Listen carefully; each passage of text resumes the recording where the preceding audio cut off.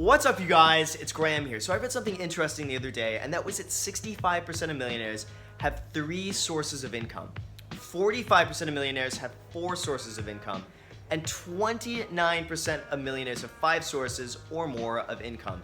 And this is a huge difference from what most people do, which is just have like one job, that's 100% of their income, and that's it. And this small difference between having multiple sources of income versus having just one could mean a difference of a lot of money over the course of your career. It's really just about creating value with your time and using your time efficiently to lead you to what you want to achieve. So it usually starts out like this. You have a main job that provides the majority of your income, and this could be like your cash cow. This is going to be your priority, and this is going to be what's funding the second tier, which is going to be whatever you decide to invest in. Usually something like this could be something that's a little bit more passive, that doesn't require as much of your time, but still makes you some money. That leads you to the third tier, which is whatever time you have left over. You could do something else with that. It could be like a side gig, a side hustle, something else other than your main job that continues to make you even more money. So I like this method for a few reasons. And the first reason is that you don't have 100% of your income coming in from one source. So if that one source of income dries up or something happens to it, at the very least, you have something else to fall back on, and you still have money coming in every month. Now, this also allows you to focus your time on other ways of earning money that are a little bit more passive than what you do with your time. So that way, if you ever want to scale back in your main job or have a little bit more free time, you already have some things in place to earn you money passively without you having to actively work. Now, this also allows you to better leverage your time, and I'm going to be using myself as an example because I have 4 sources of income. So as most of you know, my main job is working as a real estate agent in Los Angeles. Now, even though I buy properties and I renovate them and I rent them out and I make YouTube videos, what you're seeing are just my side hustles. In fact, what I make renovating properties and renting them out is really only just a fraction of what I make as a realtor. So for me, my priority has always been working as a realtor, and this has always been my main focus and where I make most of my money. And just for a little perspective here, I make over 60% of my income from working as a real estate agent. So everything else for me is somewhat secondary. But all the money I make working as a real estate agent funds all the properties I buy, funds the renovations I do, and funds the subsequent rent I receive from those properties. My second biggest source of income is the equity gained from renovating properties. So I'll buy a property slightly under market value, fix it up, and I profit on the difference between what I'm into it and what the home is worth when I'm done. So then when I'm done with that, my third biggest income source is rental properties.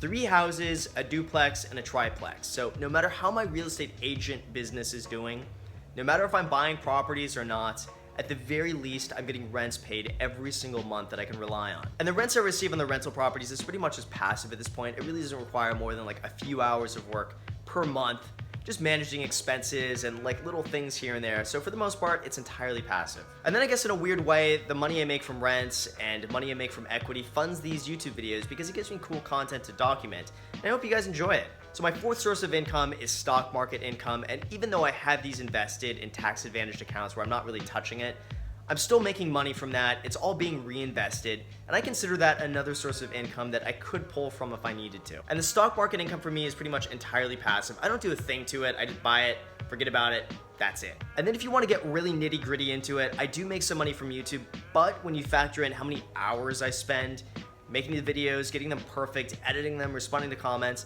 I'm sure it probably works out to like minimum wage when you factor in how many hours are involved in this. But technically it's something, so I'll mention it here. So as you can see, you've got the main job that's a priority that funds the investments that with whatever time you have left can fund the side hustles, which is what you do in your spare time, which is for me like managing properties and having fun making YouTube videos. So it's like this triangle of just income that like one thing supports another, which supports the other, and then you just end up making a lot of money from it. And hopefully a lot of this is going to be passive, so it doesn't take a lot of time away from your main job and your main priority. And this whole concept is something I found true for a lot of the high net worth clients I work with. And because I work with a lot of the higher end homes in Los Angeles, I'm around a lot of very wealthy people, and I've noticed all of this to be true. For most of the people I work with, very few of them just have a single source of income. Most of them have at least a few different income sources coming in. Sometimes it's real estate, sometimes it's stocks, sometimes they have a business. They have something else in addition to their main job that's secondary to their main job that still makes them a pretty decent amount of money. Yes, even though they have the main job, which is how they make most of their money, very rarely is that ever 100% of what they make. And like I said, sometimes the business for them is real estate, sometimes it's stocks, sometimes it's a side business. There are really no limits here to what else you can do in addition to your main job. And from the side incomes I've seen, sometimes it's long-term sustainable, like real estate for example, and other times it's something with a very short lifespan. Like maybe selling like a trendy product or going with like a hype of something that makes the money maybe from like 1 to 5 years, but maybe after that it might be obsolete. But whatever it is, they'll still make money from that in addition to their career. And most of the time, their other income sources are fairly passive and don't require too much of their time. Now, it's less important about what they're doing specifically and more important to realize that it's just about diversifying yourself and having different sources of income coming in. Okay, so now what can you do specifically to do this? And the first thing I would do is try to figure out what you want.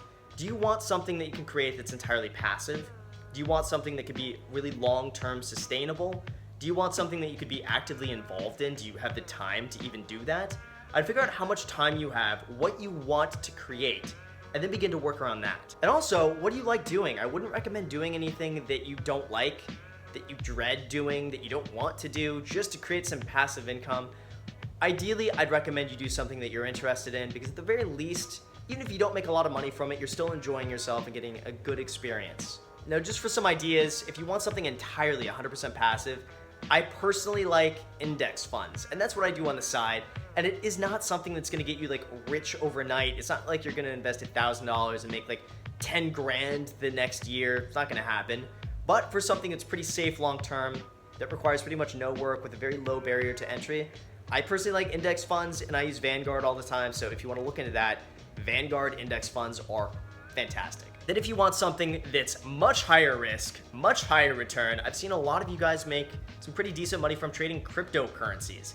And even though it's not something I do myself and not something I really want to get involved in, can't deny the fact that I've seen some of you guys make a ton of money from trading like Ethereum, Litecoin, Neo, Bitcoin.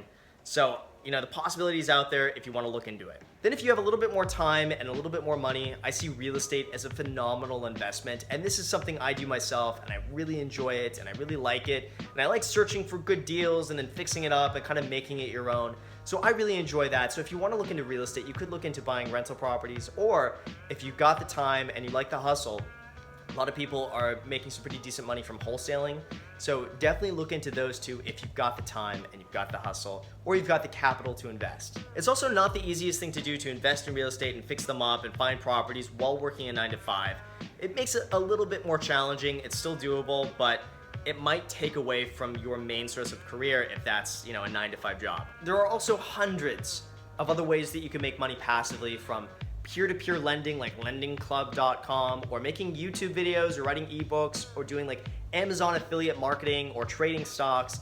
The possibilities here are really limitless. So you can kind of go wild with this and figure out something that you really like doing. Now, besides real estate, I'm also a believer that things are really shifting to online and mobile.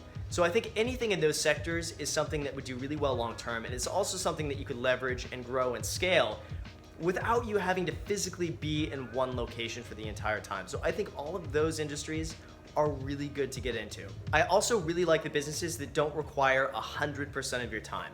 I like the ones where you can work a few hours here or there, set something up, and have it kind of work for you passively in the background. So overall, there are huge advantages to diversifying your income. It makes you more money, it's something you can do on the side, and it's something you could leverage to make even more money. So anyway, I hope this helps, and as always, you guys, thank you so much for watching. I really appreciate it. If you haven't already, make sure to click subscribe and smash that notification bell so you know anytime I upload a video, you don't miss out on that. Also, feel free to add me on Snapchat and Instagram. I post there pretty much daily, so if you want to be a part of it there, I'll give you a second to feel free to add me there. Thank you again for watching, and until next time.